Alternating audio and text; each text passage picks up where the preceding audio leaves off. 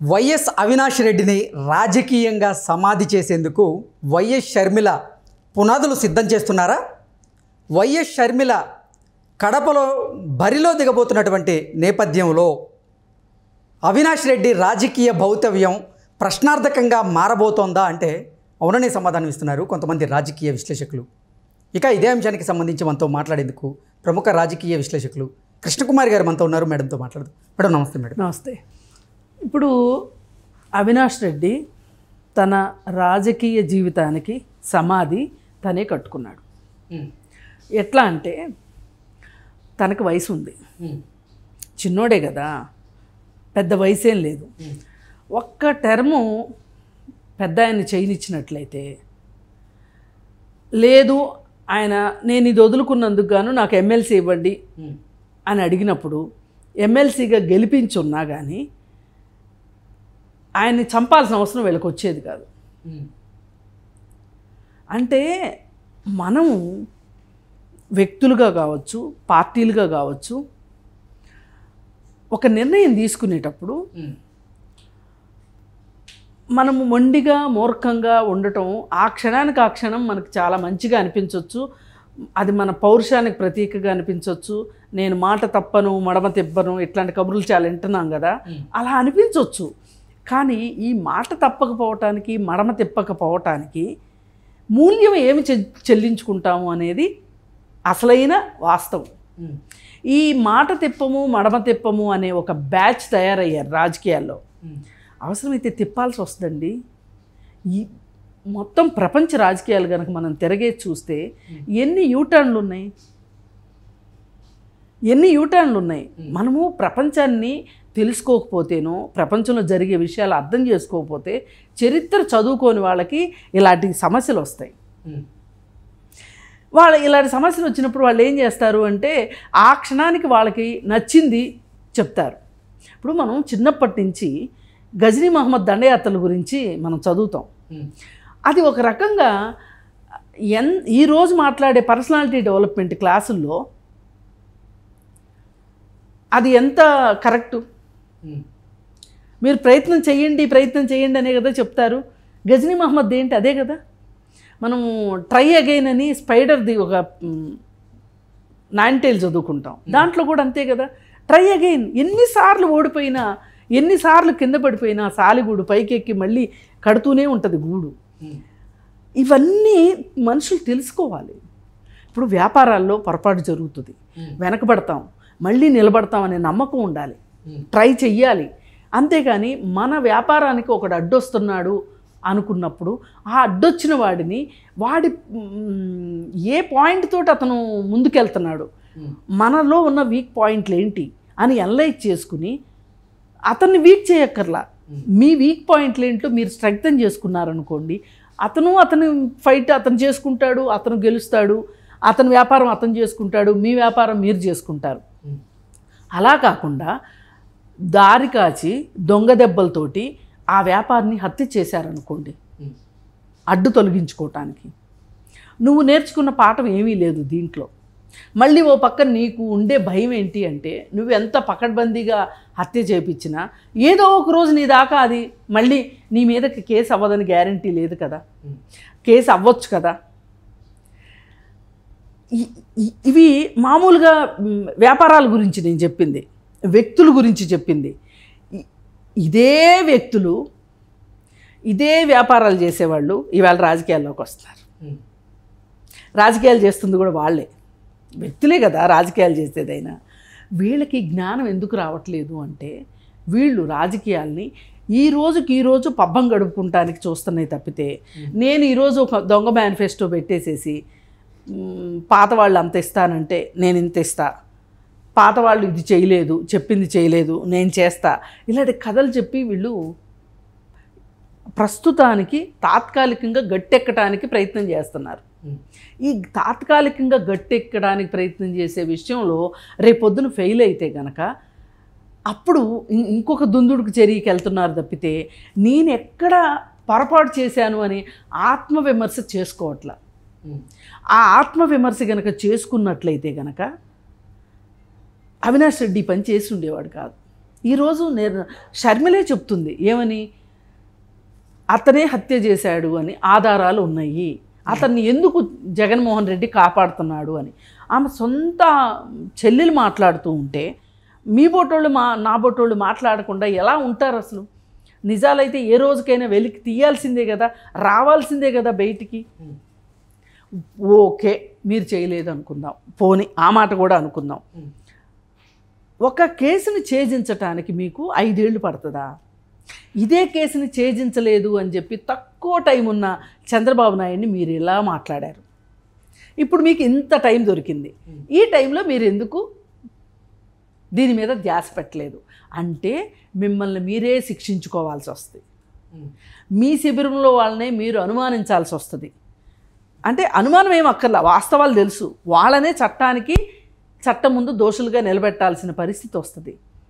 అంటే దానిలో మీ భాగస్వామ్యం లేకపోతే మీరు చేద్దురేమో. మీకో మీ ప్యాలెస్కో సంబంధం ఉన్న హత్య అది.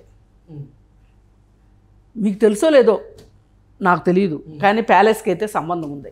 ఓకే, ప్యాలెస్ కంటూ సంబంధం ఉన్న తర్వాత నాకు లేదు అని నువ్వు చెప్పినా ఎవ్వరు నమ్మరు.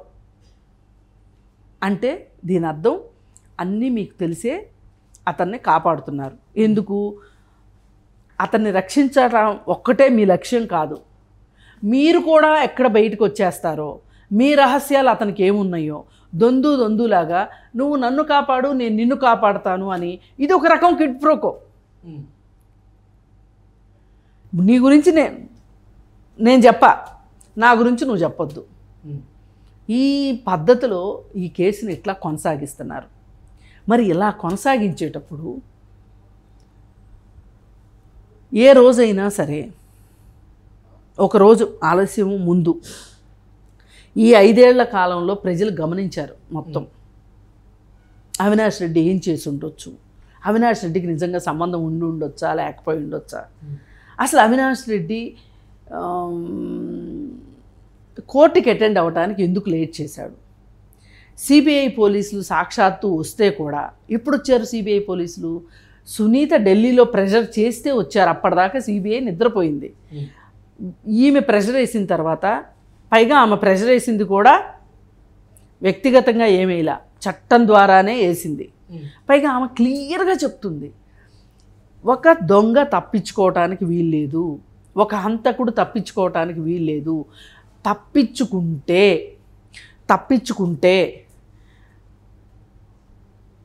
ఇలాగ చెయ్యొచ్చు అని వేరే వాళ్ళకు కూడా అర్థమవుతుంది. శిక్షిస్తే ఇలా చేస్తే కుదరదు అనేది అర్థమవుతుంది. మనం ఒక ఎగ్జాంపుల్ని సెట్ చేయాలి. ఈ కేసు సందర్భంగానైనా నేను వెళ్ళి అడిగితే ఏమన్నాడు జగన్మోహన్ రెడ్డి, మన సీమలో ఇవన్నీ మామూలే కదా అన్నాడు. నేను ఒప్పుకోను, మన సీమకు అంత చెడ్డ పేరు తీసుకురావాల్సిన అవసరం ఏంటి? అయినప్పటికీ నేను నోరు ముయ్యకపోతే నా నోరు మూపించడానికి రకరకాల విషయాలు చెప్పారు నాకు. వాళ్ళు నన్ను మాయ చేశారు, మోసం చేశారు. లేదు అంటే గనక వాళ్ళు గనక మేము చెయ్యము అంటే నేను ఎప్పుడోనే సుప్రీంకోర్టుకి వెళ్ళి ఉండేదాన్ని. ఇలా ఆమె చెప్పుకుంటూ వచ్చారు. ఒకవేళ కనుక ఇప్పుడు కడపలో వైఎస్ షర్మిల గారు గెలిస్తే తర్వాత వైఎస్ అవినాష్ రెడ్డి పరిస్థితి ఏంటి, ఆయన రాజకీయ భవిష్యత్తు ఏంటి అంటే ఏం చెప్తారు? ఇప్పుడు ఇక్కడ నేనేమంటున్నానంటే, ఇప్పుడు కోర్టు కేసులు ఇంకా టైం పడతాయి. ఇప్పుడు రాబోతున్న ఒక విచారణ ప్రజాకోర్టు, ఎలక్షన్లు ప్రజాకోర్టు. ఈ ప్రజాకోర్టులో ప్రజలు ఈ పాటికి సూక్ష్మంలో మోక్షమో అర్థం చేసుకుని ఉంటారని నేను నమ్ముతున్నా. ఎందుకంటే అసలు ఏ భయము లేనివాడు ఎందుకు విచారణ కావట్లేదు?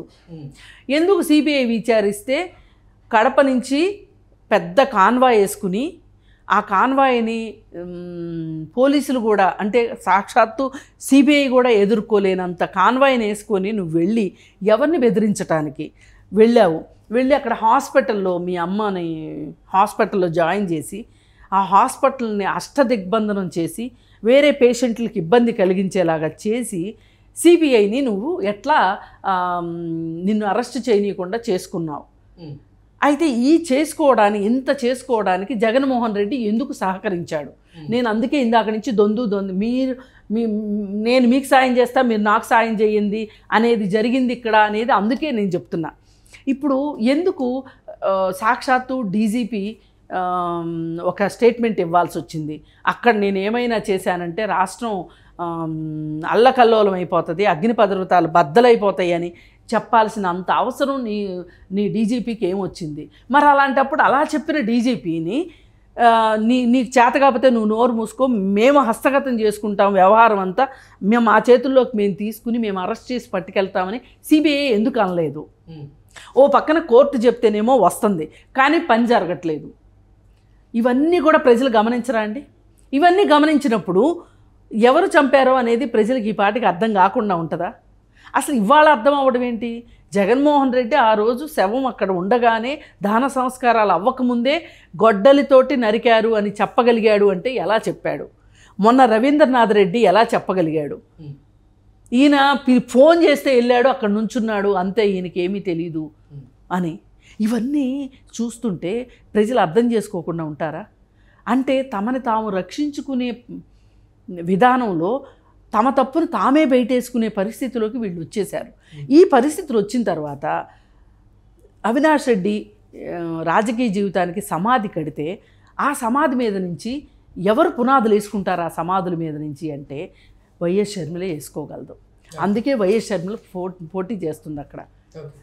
వైఎస్ షర్మిల పైగా నమ్ముతుంది ఏంటి అంటే, వైఎస్ షర్మిల బాబాయి నన్ను పోటీ చేయమని అడిగాడు, నీ కోసమైతేనే నేను వదులుకుంటాను అని నాకు మాట ఇచ్చాడు. ఇది కుటుంబం మొత్తం సమక్షంలో జరిగింది. ఈవేళ కాదు అని చెప్పి మాట్లాడుతున్నారు.